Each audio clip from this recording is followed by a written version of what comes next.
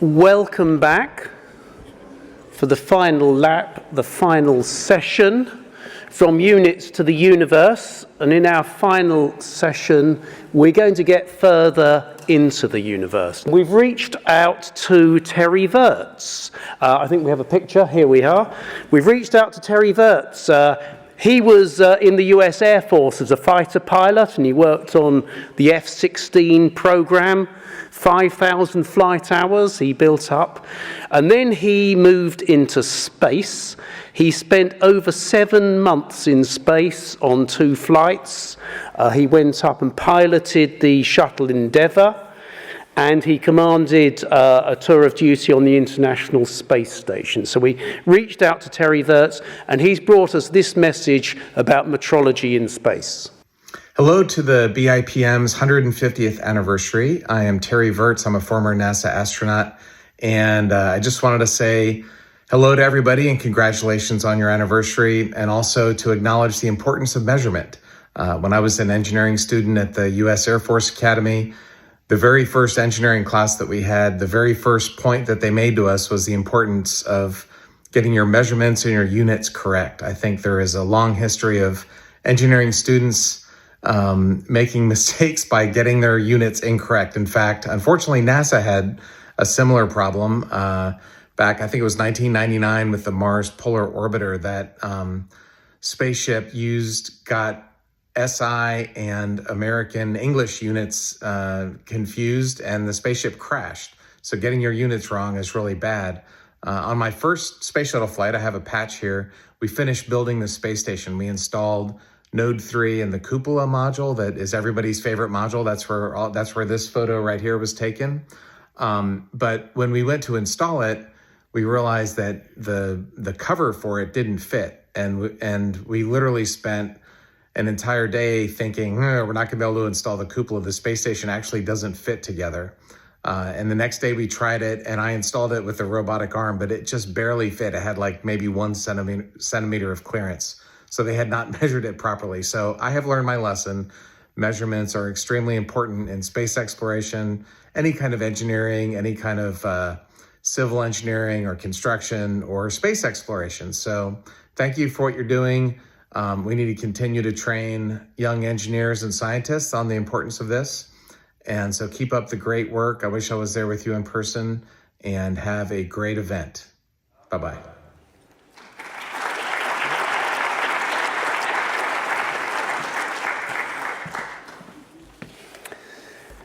Thank you there to Terry Virts. We have 2 great speakers talking about the way metrology is used and the way metrology will continue to be needed as we look into the universe. So the first speaker, I'd like to introduce Luca Stringhetti. He's a radio astronomy physicist and is now head of engineering in the Square Kilometre Array. He's leading the development of the 2 largest telescopes on Earth, located on one side in Australia and the other in South Africa. This is an incredibly high technology project that Luca's going to talk to us about, observing the sky over an enormous bandwidth from 50 megahertz to 15 gigahertz, which brings enormous challenges and enormous opportunities to extend the scope of radio astronomy. So please welcome to the stage Luca Stringhetti.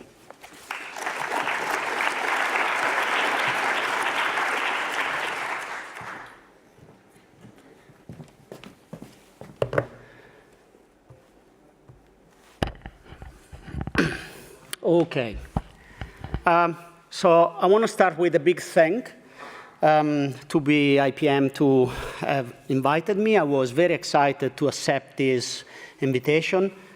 I must say that after 2 days, well, 3 days now, it was a fantastic decision. I learned so much from you during these 3 days. And now I'm getting a little bit nervous because it looks like I'm playing the guitar on this stage and Jimi Hendrix just left. But here I am. How does it work? I didn't ask. Is this one? Big arrow. Yeah, okay. I already talked through this. Here I am. So, and then I'm conscious of time, conscious of the fact that these are our 2 last talks. And after, 3 very packed days, I promise you I will go very quick through the 73 slides I've prepared and a few differential equations. But you know how astrophysics would like to deliver a message is by visual. And this is my first one. I just want to, this is my hypothesis. Why on earth these strange, nerdy and geeky people looking exotic phenomenon in the sky are related with BIPM?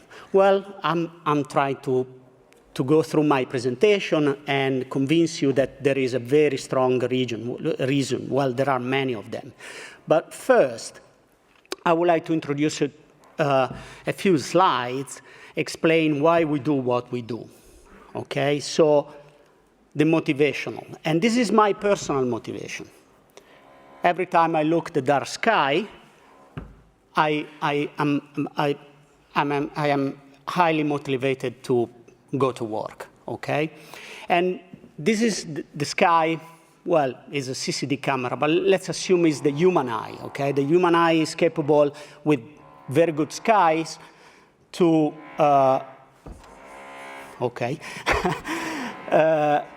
to spot up to 6,000 little points in the sky. And remember, a human eye is a fantastic detector. Dynamic range is unbeatable, okay? And believe it or not, this is not Manchester, UK sky, okay? But we can do more. We can do more.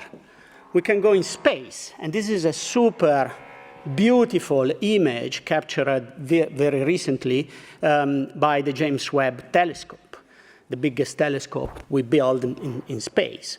And you can see, I don't need to tell you that, well, these points that the human eye can see, several of them are not really stars, are galaxies, different shapes, different morphologies. They interact with each other. And you know where I'm getting to. Yesterday, we saw this beautiful presentation by Mark Allen on the Virtual Observatory and on the multi-messenger astrophysics. Okay, so we need to look at different frequency. And why is that? Because when we switch on the radio eye, something magical happens. We have a completely different picture. We start to wonder what is happening to this radio galaxy. And the answer, possibly, is that there is a supermassive black hole there with 2 very energetic jets that ignite and excite the gas around the galaxy. And we cannot do it that. We can't do it that without looking at all the frequency, okay? And it's not just for localized and very exotic source, but it's for the full sky. This is an image from the southern hemisphere of the full sky. You see our galaxy, and if we switch on again the radio eye, well, we can still see the galaxy, but we see other details that are not visible by optic. And this is the main motivation why we need to do another telescope, why we need to build another telescope and spend so much money. Because there are gaps in the frequency, and we need big telescope for bigger sensitivity, as I will explain shortly. So how we do what we do. There is a little video now, 1 minute. Bear with me. I will stop talking because the music is more interesting than my voice. I hope the sound is not working. It's gone.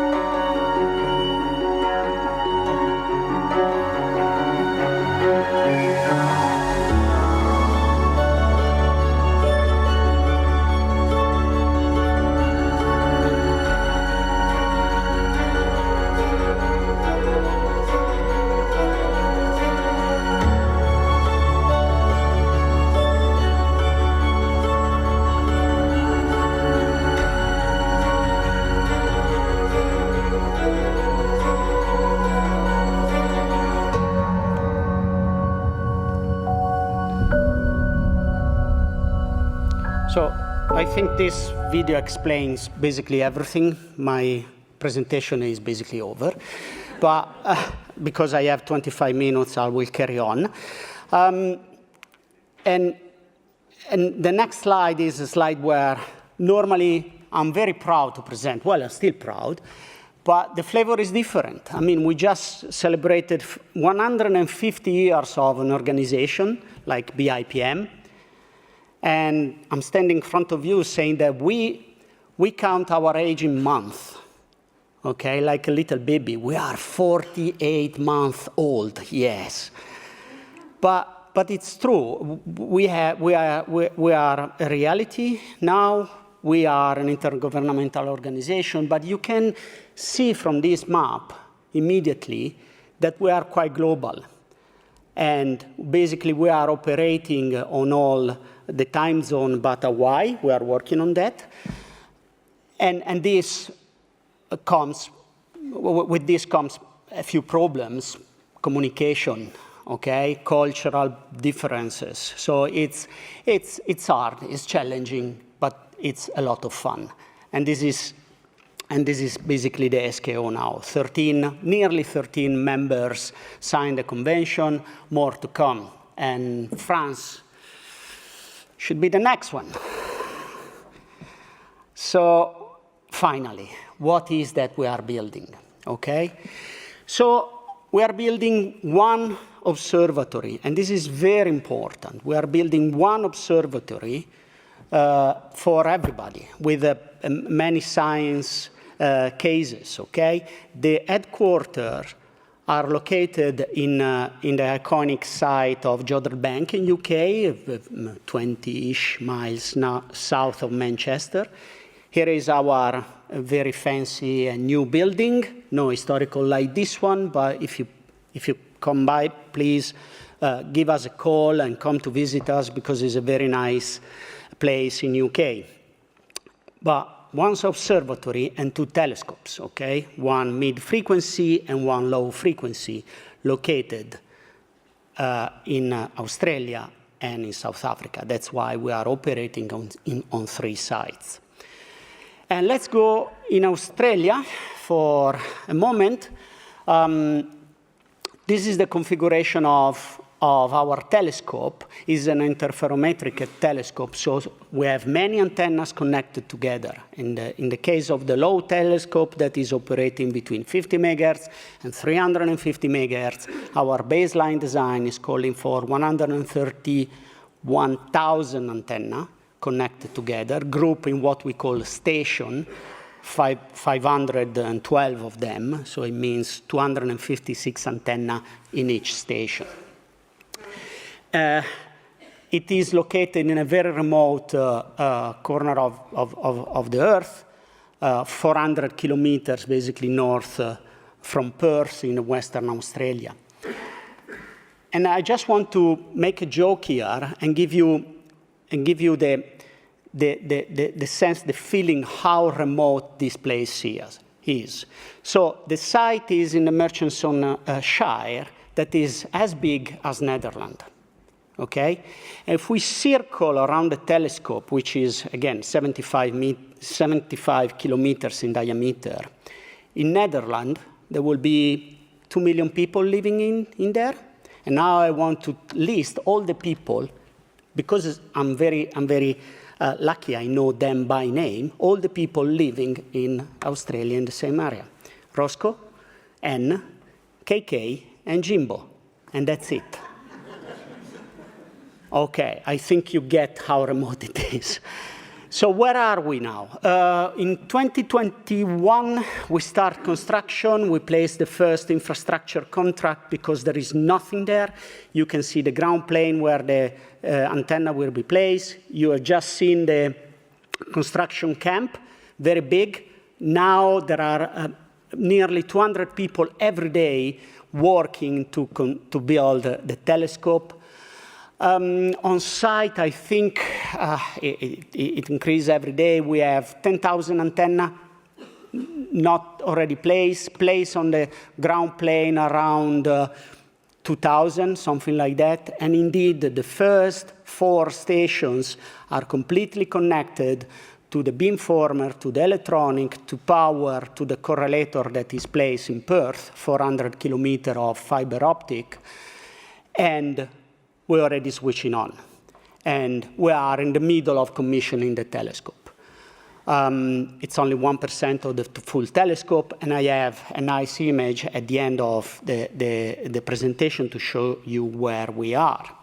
If we go now in South Africa, well, still it's an interferometric telescope. The shape and the configuration of the telescope is very similar, and this parallel arm have been optimized with years of discussion in order to get the best performance and coverage for the sky. The mid telescope is working between 350 megahertz to 15 gigahertz. You see that we cover the full bandwidth, even if at the moment we don't have the money to populate all the bands. We will get there. It's a little bit bigger here. It's 150 kilometers in diameter. It's placed again in the desert, in the middle of nowhere, 400 kilometers again, by luck, distance from the biggest city, which is Cape Town in South Africa. The technology here is completely different. Is the technology we are more used to, big dishes, 18 meters diameter. And we are, in a way, more advanced here because we will integrate 64 antennas that are already working, and this is the 𝐸𝐸𝐻𝐾at telescope, and it's a donation from South Africa to the project. And so we already have on site 64 antennas working, which means we are learning a lot from the operation of this telescope. And where are we with the construction of the SKA-mid? Yeah, we are building the remaining dishes. A lot of work. The dishes are manufactured in China, so they need to be shipped, carried on site. A lot of work to assemble these dishes on site, and finally lift the big primary mirror on the top, as you can see here, in order to complete the construction of the dish. And remember, all of this is done while a fantastic observatory like the 𝐸𝐸𝐻𝐾at is operating in the background, which is a challenge, okay?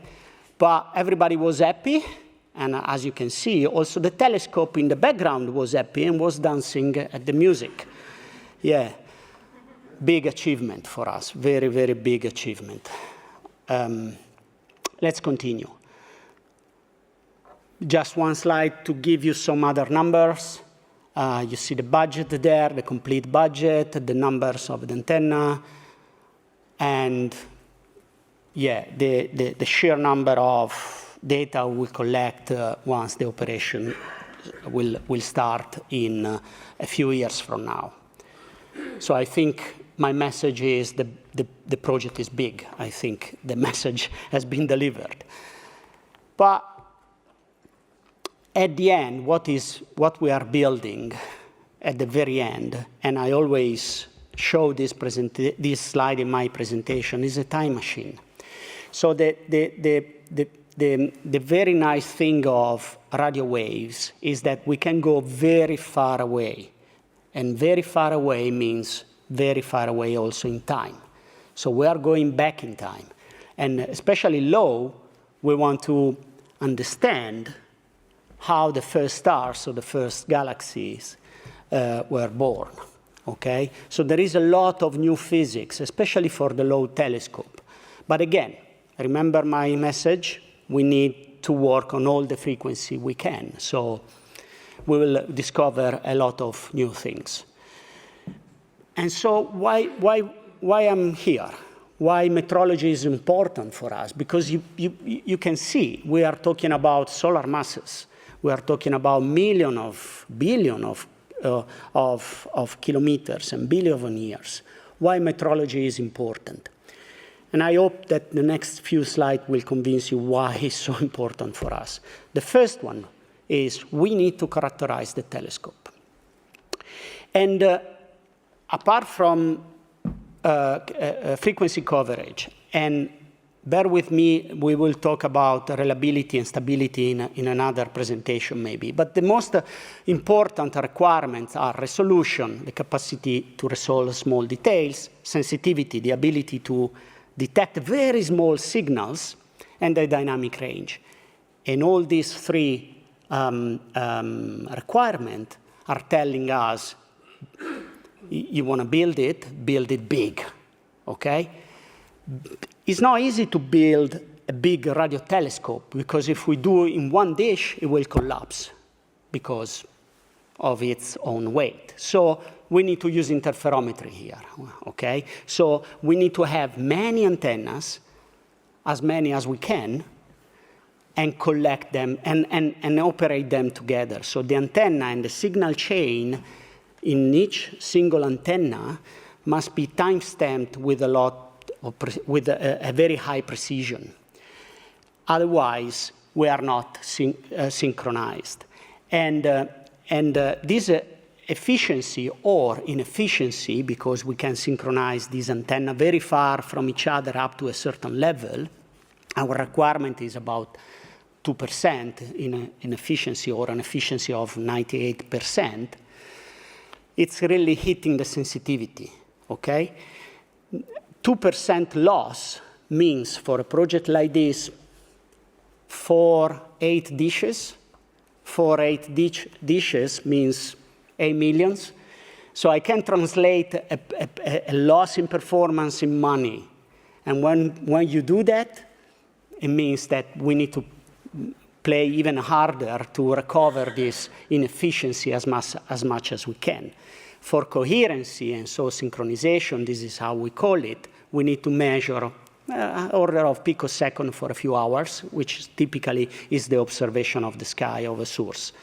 But we are also measuring fraction of millimeters, which is not a big deal, I understand. I'm in front of you talking about fraction of millimeters is nearly embarrassing, but we do that on a surface of 18 meters in the middle of the night, in the middle of the desert, while a working telescope is working, okay? So every little motor, every little thing we use there interfere with a working telescope. So the challenge here is not the number itself, is the procedure, is the technique that we need to use. And we are learning so much. Once we do that, we point to the sky. Okay, we have a characterized telescope, we point to the sky. And I selected one example, pulsars. I don't need to explain what a pulsar is to you, but basically it's a collapsed star at the end of its life. And it gets so small, and a few tens of kilometers in diameter, but conserve the angular moment, so it starts to spin very, very fast. And if the magnetic field is not aligned with the rotational axis, we get a beacon effect. And if the telescope is pointing that direction, we get pulse, okay, in our data. And we don't know exactly how these things work. There is a lot that we don't understand. But what we do understand is that we need data. We need data, we need to observe this object for very long time. Very long time normally means 10 years, but we need to reconstruct the pulse with a precision of a few nanoseconds for 10 years, which is becoming challenging. So, and why is that? Because we need to measure the time of arrival in order to understand the dynamic of this star. And the time of arrival has a budget error that is affected by the movement of the Earth around the sun, the movement of the sun in the galaxy, the gas between us and the pulsar, and so many things. And in order to do the physics that we want to do, and to understand the physical phenomenon behind that, we need to stay around 100 nanoseconds, which means that the requirement allocated to the clocks is 5 nanoseconds. uncertainty respect to UTC for 10 years. I was talking to some of you, the clock makers, and they will tell me, look, a piece of cake, 5 nanosecond piece of cake. Yeah, but we are not clock makers, we are astrophysics, and we are running 3 maser in the middle of nowhere. So it's becoming a little bit of challenge. And some years ago, now it's no more true, we were saying, well, we understand and we discover many of these pulsars. And a fraction of them, call it millisecond pulsars, because the period of rotation is very fast, is in the order of milliseconds, are very stable. We found these pulsars in global cluster, which means that these objects are very old, billion of years, and they are still pulsing at the same rate. So these are very, very stable clock. You shatter my dream, because this morning I understand that we can do clock far, far more better than this. Yeah, no, I knew that. This paper is coming from 2010, so we were already saying that we can do better clock than the pulsar. But the catch here is that the pulsar will continue to pulse for many, many years. And maybe this is interesting for the whole community, okay? Because they will stay like that. But we need more data. Pulsar are very faint object, and 200 is not a very high number in statistic, okay? And this is why we need SKA. The picture on the right gives you a statistical detection of pulsar. I don't know, no, you can read it. Today means we are there. And in statistical ability of detection of pulsar for each observation. And this number means, well, it's a number. Let's say we can detect 0.3 pulsar every observation. When we will have the full SKA will go to 1. So basically, it's telling us, if everything is correct, and if the population of the pulsar is maintained, that we will be able always, for every observation, detect a pulsar, which is fantastic. So we'll have more data, and we need more data to carry on to observe this strange object. Now we have characterized the telescope with a lot of metrology. We characterize the pulsar with a lot of metrology around clocks, and we can do even more. We can use the pulsars as detector, okay? If we can observe different pulsars at the same time, and the SKA will be able to do that with its beamforming, we will be able to detect deformation of the pulse. And if we are very precise in the characterization of the pulse of the pulsar, this deviation of the pulse can be only explained by a gravitational wave passing through the pulsar. This is very complementary to the ground-based experiment that will observe and are observing high-frequency gravitational wave. Here I'm talking about nanohertz in terms of frequency for gravitational wave. And so I know it's very annoying. We have been reminded today, but this is another proof that Einstein was right. Yeah, we'll see about that. We'll see about that. So here I am with my conclusions. In a few years, we are in the middle of the construction. The construction was 8 years, scheduled for 8 years. We are in the middle of it, 4 years. So at the end of the decade, the aim is to have the full telescope in operation, open for the scientific community. We need, in the meanwhile, in the next 4 years, we need to characterize precisely the telescope, and this is done with new techniques that possibly will be used by somebody else. So there is a lot of work to do around that. And once this is done, my dream is that we'll discover new objects, we'll discover new physics, and we'll explore the unknown. And this is a picture, the first picture just published a few weeks ago of the Low telescope with only 4 stations. So remember, this is 1% of the full capability of the telescope. And this field is full of radio galaxies. These are not stars, these are radio galaxies. And by comparison, you see the size of the moon, okay? So my expectation is that we will see each other again in 146 years when we will celebrate our 150 years birthday with fantastic results. And I'll be able to share with all of you that day. Thank you for attention.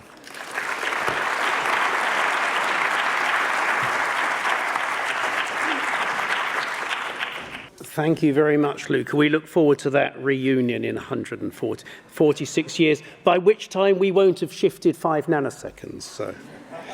So for our second talk this afternoon, I'd like to welcome Cheryl Gramling, who's an engineer and a senior fellow at NASA Goddard Space Center. She has 40 years' experience in designing space trajectory and in leading ground-based and autonomous orbit estimation for NASA missions. Now, when Cheryl was a child, she saw the Apollo spacecraft going up and down, and she decided that that was going to be her job. I think a lot of us share the inspiration from that period. So I'd like to welcome Cheryl Gramling to talk about the moon and beyond, measurements to navigate the solar system. Please, Cheryl. Thank you. Well, I have to say it is such an honor to be here in this audience. I am not a metrologist. I don't even play one on TV. I'm merely an engineer. So this is really incredible, and I've learned so much over the last 3 days. I hope to be able to apply some of this as we start our exploration venture to the moon. So I'm going to talk to you about the moon, but the moon is just a stepping stone as we start to explore the rest of the solar system. And I hope my graphics can compete half as well with Luca's. So we'll start off. 3, 2, 1. Boosters in ignition. And liftoff of Artemis 1. We rise together back to the moon and beyond. So across the globe, all of our nations and industry are embarking on a new era of exploration, and we're going to go where no human has been before. So you're seeing the moon, and yes, humans have been to the moon, but now we're going to go to different locations. We're going to go to the South Pole and to the lunar far side. And we're not doing this as one. We're doing this across the entire globe. Multiple agencies are looking at this. And then from the moon, we carry our exploration goals forward to land humans on Mars.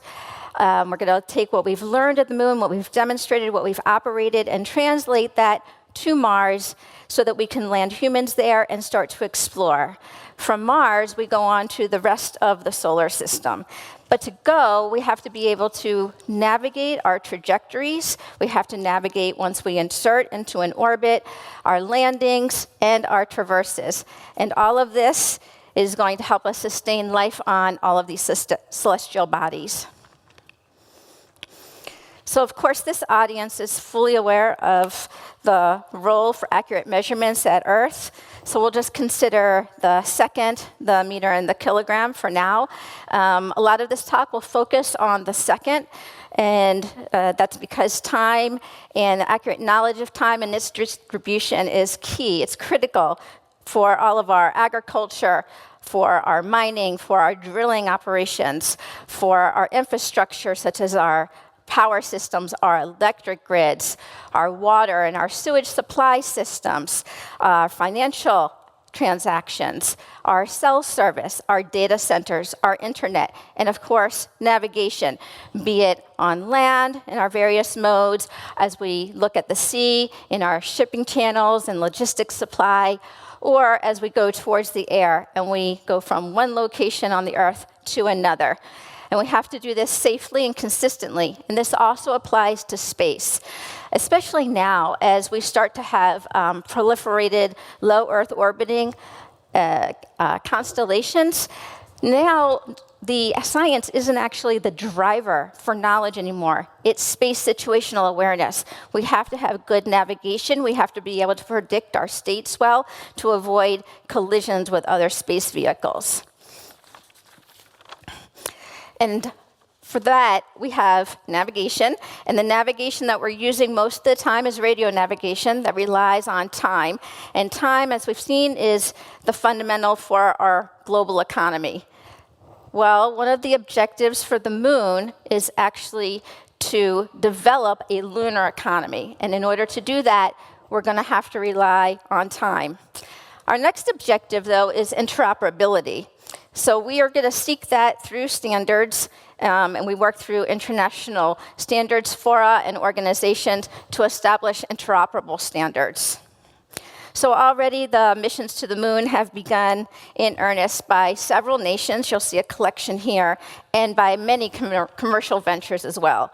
So they've been pretty exciting times as we seek to explore the moon, and we've really seen how navigation is going to be critical to all of this, on all of these adventures.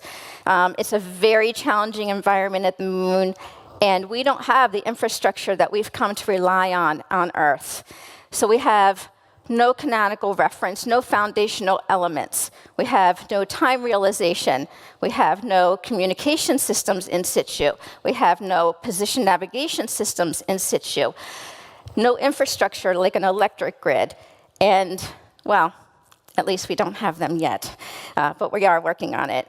So why is navigation at the moon so difficult? Well, first of all, let's think about spacecraft. It takes a lot of energy to launch a spacecraft from Earth up to anywhere, really, to just escape Earth gravity. So we have to be considerate of size, mass, and power. We have to make sure that we're flying things that are lightweight, that are small in size, use minimum power. And as we start with human exploration, all of these things have to be safe and space qualified and rated for human exploration. So as you know, and you can see from this image, although it was supposed to have Earth in the background, the moon is much smaller than Earth. And we know from the Apollo astronauts that that was actually a challenge because the horizon was closer, and they didn't really think about that ahead of time, so that changed their whole perspective. So that's one challenge. Another challenge is the lack of atmosphere. You might think that that's a benefit, but it's really a challenge because we're going in areas that have really low elevation angles to the sun. So the South Pole, the sun is very low in the sky, and the lighting is very, very stark. So that presents another challenge. Couple those two together, and vision-based navigation becomes not really reliable. So many of the space agencies got together, and we decided that we really need in situ radio navigation so that we can have our foundational elements and we can do our path planning to get to targets that are in the distance. And this is going to form our basis for navigation, whether it's in orbit or on the surface. And PNT, position, navigation, timing, is going to form the basis for science, for our traverses, for our exploration, for making sure that we arrive at the correct location, and the many visioned activities that we see at the moon and creating habitats. And in order to perform radio navigation, we need exquisite knowledge of time. Exquisite is sort of relative here, and I don't mean relativity yet, but it's relative because we're not looking at parts in 10 to the 18th yet, but we're looking at exquisite in terms of space qualification systems. But the challenge is, how are we going to do time at the moon? What are we going to do to support all of these exploits? What does it mean in terms of time's impact to safely working and habitating on the moon? And what is the role of time on Earth, UTC, as we start these explorations? And I think what's critical here, and we've heard a lot about all this week, is that we have to maintain the SI second. Whatever that definition is in the future, we'll take it. And we're going to try to maintain that. And this means that we have to establish a time scale at the moon because beauty is in the eye of the observer here. So in order to maintain the SI second, we have to account for this guy, again, special and general relativity, when we're on the different bodies, right? And we have to be able to trace our time system wherever we are, back to Earth. So we're going to use this new lunar time scale to inform our explorers and our industrial and our scientific endeavors of time at the moon and try to identify exactly how to relate it back to UTC. So we're going to establish time through the SI second, establish the meter, the kilogram, and these are going to be part of the foundational metrological units that we're going to carry forth as we explore. We're going to apply them. We're going to leave it to other people to try to measure them. And so it's vital to engage the international community to develop the standards for time through the BIPM and for all who are involved to heed to those definitions. This is really essential for safe exploration.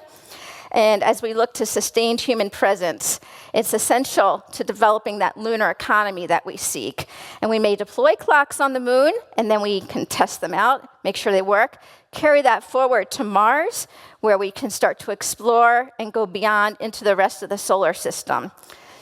But we have to evolve all of our systems. And because even though right now we are still dependent on Earth, we have to become more independent of Earth. We can't break the dependence, but we can kind of open the chain a little bit, if you will. Part of what we're seeking to do is to make sure that we can have continuous operations. So we have to be able to handle occultations to Earth. We have to be able to handle long round-trip light times, right, up to 40 minutes at Mars, for example, out to further locations, you can just imagine.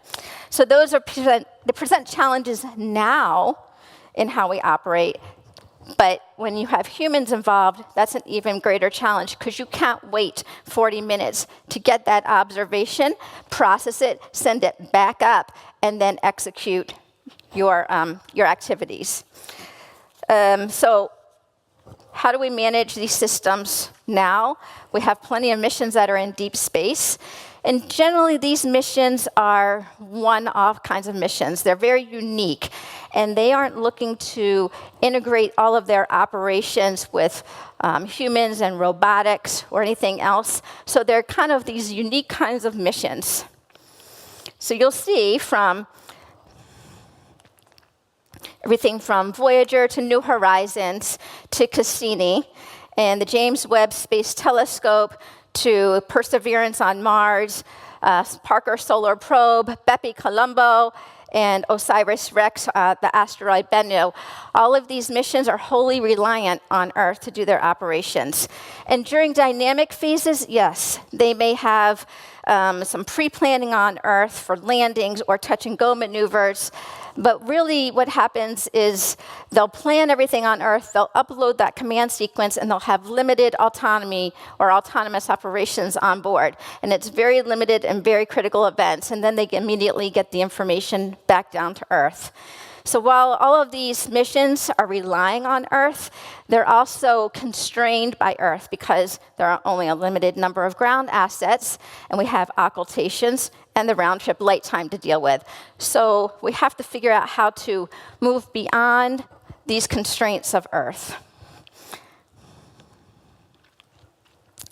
So we're going to enter this bold new era for exploration, for human exploration, and that traditional means of operation has to change. We can no longer afford to have a ground station send a signal minutes and minutes away, have the onboard process transpond the signal, send it back down, measure it on Earth, process it on Earth, now figure out where you are and upload it to that spacecraft or to that human, and then execute your maneuver. It's a very, very slow process. So we have to change, and we have to make sure that all of our operations are timely to meet these human needs. And there are agencies working together to establish communications and position navigation timing infrastructure and to deploy a lot of cooperating assets, all based on standards for interoperability. And there are working groups that are specifically established to look at these interoperable aspects and make sure that we're all compatible with each other, no matter which nation is looking to perform these activities. So these new domains where we now need knowledge of time, we need to start considering all of these things differently than we have in the past. It's kind of like ripping the Band-Aid off, if you will. So we're going to start to build these ecosystems to try to maintain and sustain life on other bodies, and we have to become less reliant on Earth-in-the-loop operations. So the question for lunar time is currently underway. We need to define a lunar time scale. You've heard about that a couple of times this week. And that time scale has to be traceable to UTC. It has to be scalable to go from the moon to Mars to Titan or wherever else we seek to explore. It has to serve accurate navigation and science. And honestly, it has to be easy for the user community, because the user community is our customer base. To enable that economy means we have to lower the barrier to that user, and so we have to make it easy for them to access time. So while we intend to voyage far, Earth is still our home planet, and we do have to tie back to Earth. Hence, we have to relate some of these observations and these critical events to time on Earth. And so we'll have to work through that as we look to further our exploration. But as all of our nations are increasing all of the initiatives towards exploration, we start to also see more integrated operations, if you will, humans and robots working together to develop these ecosystems off of Earth. And then real-time in-situ knowledge becomes desperately needed. So think of things like the lunar terrain vehicle that's going and has to go over to a cargo, pick it up, and transverse it over to another side to prepare for crewed landing.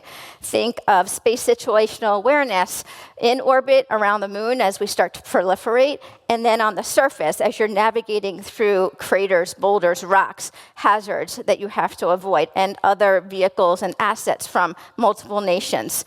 Landings and ascents for dynamic activities. And we're looking to do precision landings so that we don't disturb all the science that's around it. And then consider extravehicular activities, EVAs. So astronauts have limited oxygen, they have limited thermal capacity for heating and cooling, and they have limited time. Multiple objectives. You have an 8-hour EVA and limited resources. You can't really spend your time kind of orienteering and trying to figure out where you are. You need to know where you are immediately. So it's critical also that we all share an understanding, a common understanding of time as we start to explore to make sure that we're all doing this safely. So which time scale we should use, whether we should use time at the center of the celestial body or time on the equipotential surface, that is all under discussion with the CCTF task group on moon time, and we will let them decide what time it will be on the moon. So we are on the opening edge of a new dawn of exploration. Truly we are. And we're trying to make discoveries about the universe, about the galaxies, with Luca's help. Our solar system, other planetary systems and their moons, our planetary system, and frankly, our humanity. And so accurate and consistent metrology and measurements are going to be really the need as we start driving forward to these integrated operations. And we want to be able to make sure that the science that we deploy is fruitful, that we start to uncover all of the mysteries that we're seeking. And the moon is a really pristine environment. It's great because the far side is called a radio quiet zone, and it's actually called the shielded zone of the moon. So our frequency allocations have to be selected so as not to interfere there. And I was thinking, as Luca was talking, that it would be great to build a SKAO on the far side of the moon. That would be really awesome. Then you could have very long baselines and SKAOs. It would be awesome. So really, this is going to look a little different, I think, for metrology, because everything that we've done so far is very much Earth-based. Yes, we have GNSS systems and we have other spacecraft out there, but the actual calibration, the measurements, they're being done here on Earth. So what does it mean now to deploy clocks on the moon or on Mars? What are we going to do? How are we going to calibrate these systems? What does metrology mean now? So I leave that up to all of the metrologists here, and you tell the engineers how we implement it. So as we near the end here, wanted to take advantage of this opportunity to say that we really are on the edge of a whole new dream of how we do this and how we do this globally to try to look at exploration and science in a new way. And I think BIPM and other international organizations for standards are really the key here, because if they define the standards, then we will do it correctly, and we will all use those standards. And lastly, I want to take the opportunity to say, bon anniversaire to BIPM. Happy 150th anniversary. And thank you all very much for the opportunity to present here today. I hope you learned a little something about exploration. Thank you.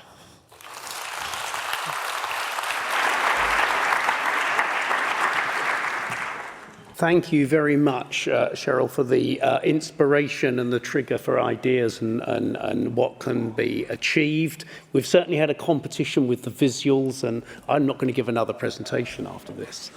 Anyway, I'm sure there will be questions in the room. So to convene a short session of questions, I'd like to welcome James Olthoff, a CIPM member, formerly Chief Metrologist at NIST and Acting Director for a period at NIST. So, Jim, if you join us, and I'd like to invite Luca to come up as well and have a period of questions. Great. Thank you, Martin. No, thank you, Luca and Cheryl. Thank you for those wonderful talks. As someone who grew up watching the space program and sort of using that as some of the impetus for my entry into the world of science, these were extremely interesting and inspiring talks. And so I want to thank you for that and for all the very interesting work that you've presented. So are there any questions from the audience at this time? Bill.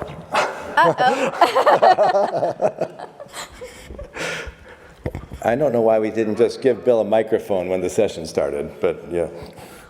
So this one is for Cheryl, and I hope you won't take this as being too aggressive, but would you make the case for why human exploration of the moon and Mars, as opposed to just keep sending rovers whenever the last one wasn't able to do what a human would have been easily able to do, just send another rover?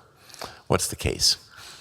Well, I think NASA spent some time laying out the case in the Moon to Mars objectives, and so it's all laid out there. So part of it is humans can do what robots perhaps can't do. And I think part of it, honestly, is inspiration, right? When children now see other humans exploring, then that kind of inspires them. I don't know how, but Martin had that little story for me, and it's absolutely true. You know, when I was a kid, I watched Apollo, and that's all I wanted to do. So I think inspiration is a big part of it. I think just that imagination that comes from humans is really different than what you're going to get from robots. And clearly, we're exploring Mars with robots now, right? Do I personally want to go to Mars? No, but I'd go to the moon in a heartbeat. Yeah. I once was at a meeting and giving a talk and asked, you know, how many people out there want to go to Mars? And, you know, like half of the people. How many would be happy to go to Mars if it was a one-way ticket? And plenty of people were ready to go. Yeah. How many people here would like to go to Mars? Okay, not as many. But how many for the moon? How many for the moon? Okay, there we go. All right. Other questions from anyone? So while they think about it a little bit, Cheryl, I have a question for you. So you laid out a very visionary sort of vision of the future, of wonderful things of man being on the Mars and on the moon.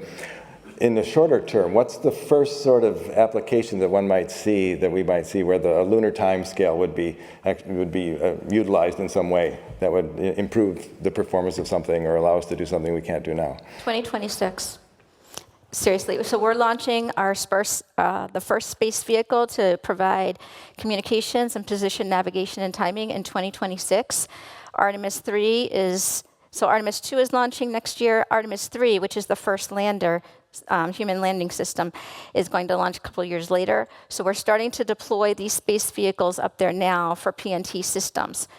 The Artemis program, by the time we get to Artemis 5 and we have the Lunar Terrain Vehicle also on the surface, the requirement is 10 meters, 3 sigma, in 600 seconds time to first fix, and then every second thereafter as they're traversing. So it's soon. And Patricia and Pascal can tell you, because I keep going, we need to know this now. Metrologists always do well with the deadline, yes. All right, now I think Martin's coming to the stage for the closing remarks. Thank you. Thanks very much, Jim. So some quick closing remarks, another surprise, and some thanks. So in beginning to bring together our ideas and plans for these events this week, I had some limited memories of what I understood had happened for the 100th anniversary. I knew they had a scientific conference, and we heard already that there were ideas discussed there that were something of the precursor of the Kibble balance.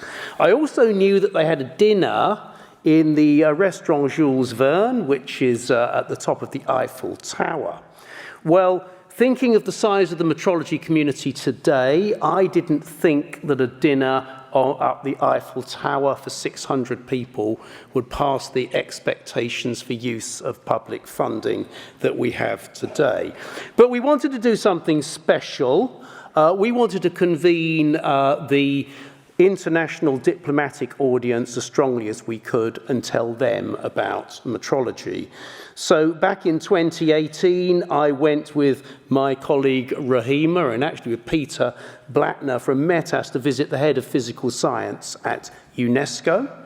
And that started a 6.5-year journey of getting our meeting on Tuesday at the UNESCO headquarters. It was a lot of work. We were greatly helped by ambassadors, particularly from Kazakhstan, and completely dependent on my colleagues, Chingis and Rahima and Anna, and Andy Henson was there as well. So we had 600 people there on Tuesday. That was my target for the event. Of course, it's not only about numbers, it's about impact. I've heard already that we've had some impact that we weren't going to have if we hadn't have done things like that. You saw Georgia on the stage introducing the sessions. Perhaps we didn't say that Georgia is a TV journalist, and she has a regular show every week on France 24, which is truly a worldwide news program. She has a show called Africa Focus, and already she broadcast a 20-minute interview with Henry Rotich. So there's some coverage of metrology in Africa that we weren't going to get if we didn't do an event like that. As the event closed, the head of physical sciences said to me, I'd like to involve metrology in our education programs. So there's another door opening, and we'll put that in our program, and the CIPM can evaluate it.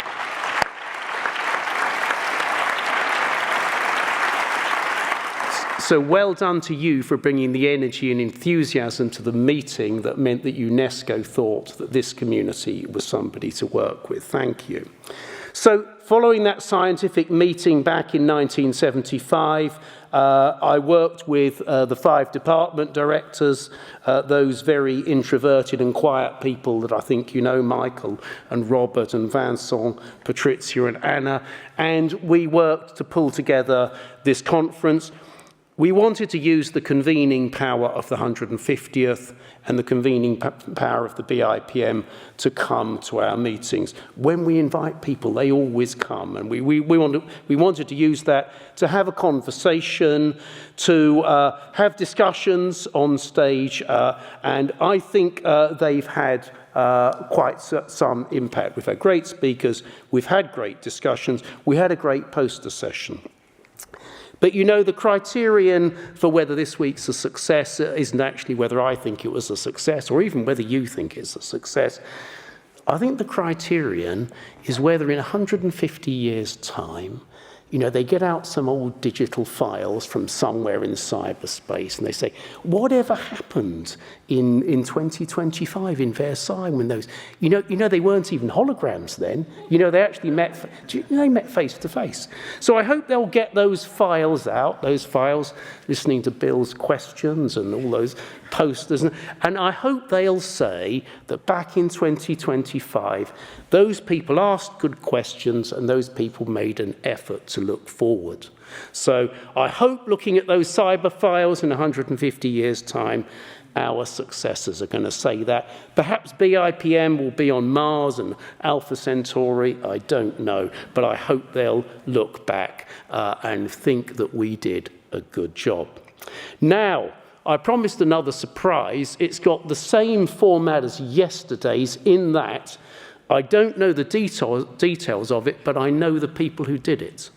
I know the people who did it, and in particular, 𝐬𝐤𝐬𝐲, who's an intern in our ILC department. Thank you, 𝐬𝐤𝐬𝐲, working with Laura. So we have a special film summarising the last few days. Please.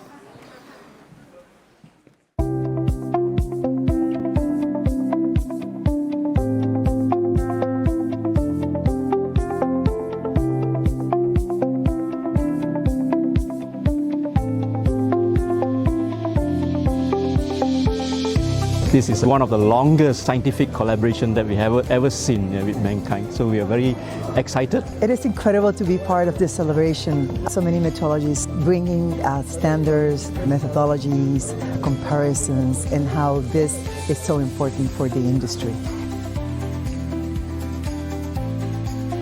It's a good way to meet people and get different perspectives on metrology as a whole. We can see the future of metrology to be better. So, how are you feeling today?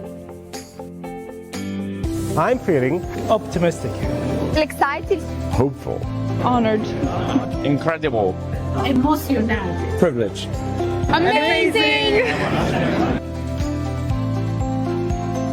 I'm feeling metrology. At home. Happy, inspireful, To be part of this Global metrology community. My hope this celebration is to build on what we've achieved over this first 150 years, and the sky's the limit, really, on the next 50. Thank you for celebrating with us.